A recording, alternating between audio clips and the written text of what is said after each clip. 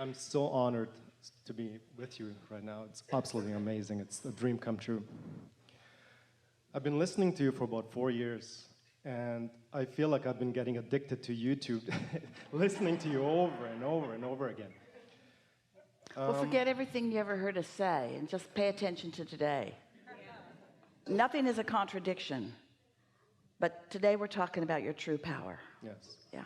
So about 1.5 years ago, I embarked on a journey for myself. So to connect with my inner self, to be able, to clear the chatter that always goes on. And That's what we've been talking about already, isn't it? To hook into your true power.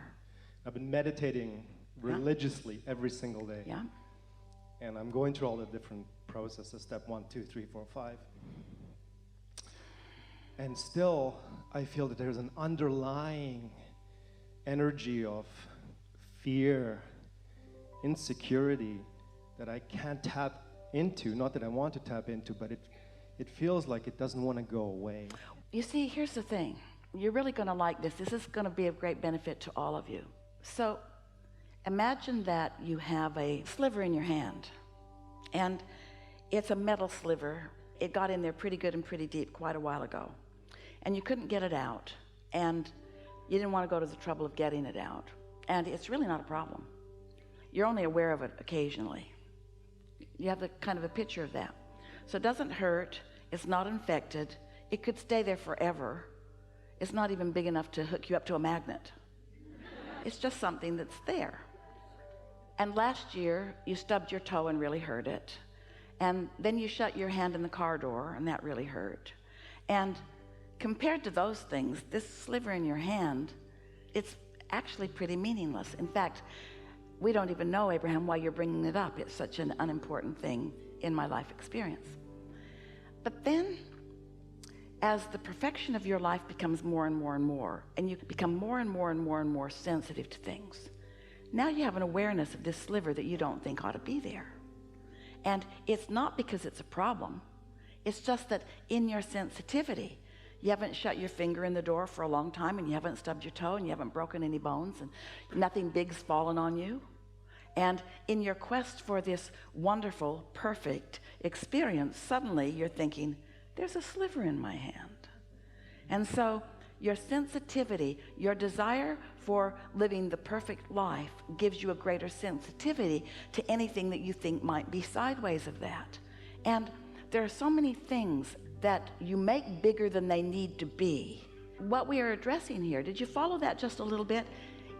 It's your sensitivity to the contradictory vibration that is this discussion, more than it is the magnitude or the power of whatever it is that's stuck in your vibrational craw. The point that we'd really like to make is that rather than trying to root out every little sliver from the past or even from the present, focus upon the energy that creates worlds and let that sliver become the irrelevant thing that it is. Because every thought that you've ever thought still exists, and the potential for activating it and making it problematic in this moment of attention. You see, all of your power is in your now, which means right here in your now, your inner being is focused with you on whatever you're focused about. And your inner being has a very powerful and specific way of focusing about it, meaning all good things. And when you get the slightest little bit sideways of that, then you can feel the discord of that. So you could focus upon the discord and start rooting around and trying to get that sliver out and make it a whole lot worse, or you could just focus upon the connection to your inner being and let that sliver or that past thought or that past event, no matter how big or egregious it seemed to be, let it become, perspective-wise, relativity-wise, the irrelevant thing that it really is. You do not have to root out your old beliefs. You just have to think thoughts that are bigger than they are. That would be like saying, you get into your car, it's a new car, it's got all this awesome radio system, and you can dial it or you can preset things, and it has a range of all the bands of stuff that you could hear. And then you realize the salesman was in your car, and he listened to some things before you got there. In fact, he even preset some buttons. And you say, you've ruined my car. You made it believe things. You set things in motion that you're listening to things I would never listen to in my car. Of course, you'd just say, how silly. Just turn the dial and listen to what you want. No, it already happened. The dial was already tuned, and other thoughts were already thought, and now it's ruined. No, it isn't. It doesn't matter what you've lived or what you've thought or what combinations of things that you had before, because in all of that, you created a vibrational reality that is the only thing that you're wanting to tune to, you see. So when you meditate and quiet your mind and allow your vibration to rise, maybe your sensitivity to those other things is activated, but usually you can get right past that.